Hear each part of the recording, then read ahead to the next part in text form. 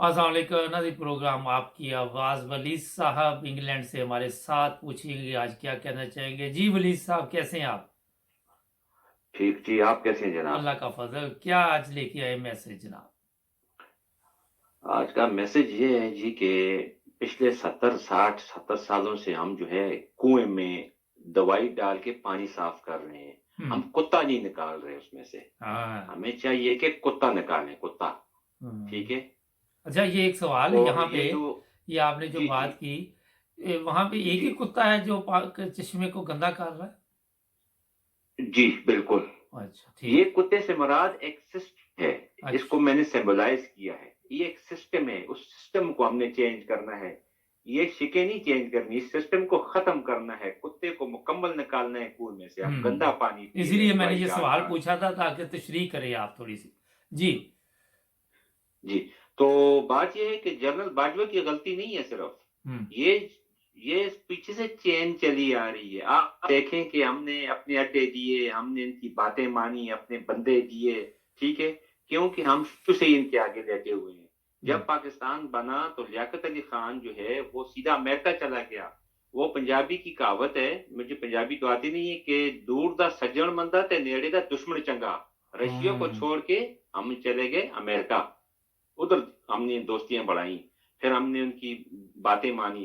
तो बाजवा साहब जो है वो उस चैन का एक सिलसिला है, उसका एक ये पुर्जा है। अब हम्म। इसने नालायकी इस तरह की, और नालायकी हमारे लिए अच्छी साबित हुई कि ये एक्सपोज हो गए। हम्म। DGISPR वो शराबी बंदा, उसको देखें लाइन को, वो आके बयान दे के चला जाता है।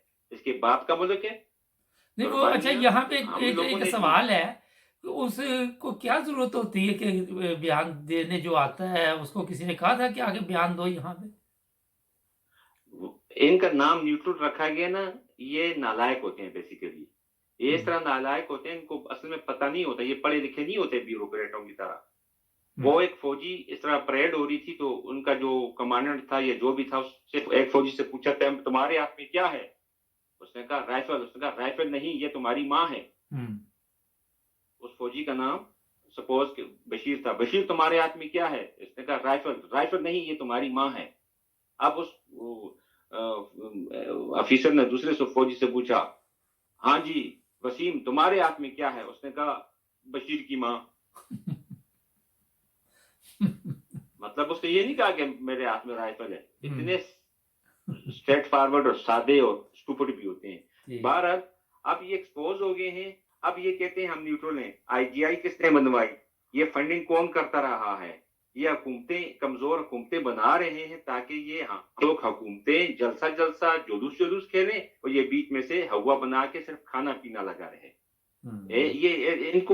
ये इनको छोटी छोटी बातों का पता चल जाता है। ये कहते हैं जी मरासले में धमकी नहीं, फलां नहीं।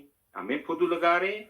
ये अब बाद में अमेरिकन आके 3 घंटे ऑपरेशन करते रहे हैं हम्म।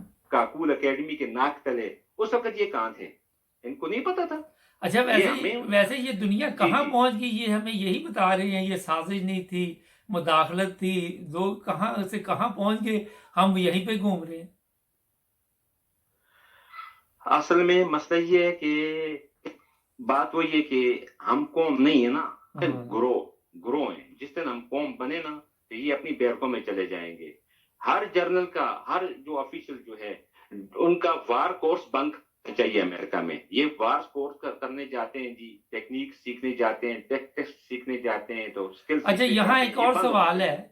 कि एक बंदा अगर वहां जी। से सीख के आए तो वो नहीं सिखा सकता आगे? वैसे ही एक सादा सा सवाल।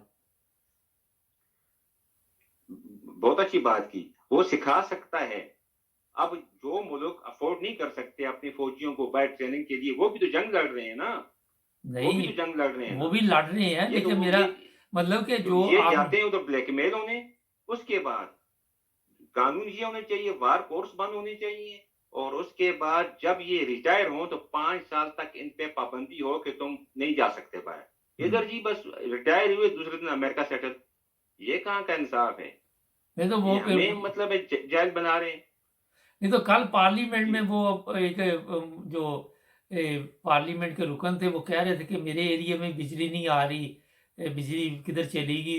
अब उसको एहसास हुआ। क्या वजह है? ये लोगों को जब बिजली नहीं मिलती फिर तो इन्हें कोई तकलीफ नहीं होती। असल में ये तो अब इतनी मर्तबा का ये बात है कि बिजली नहीं, आटा नहीं। हमारी कौम 70 और साल से आटा बिजली में लगी है। आज तक हमारी एटमी ताकतें, हमारी बिजली का मसला हल नहीं हुआ।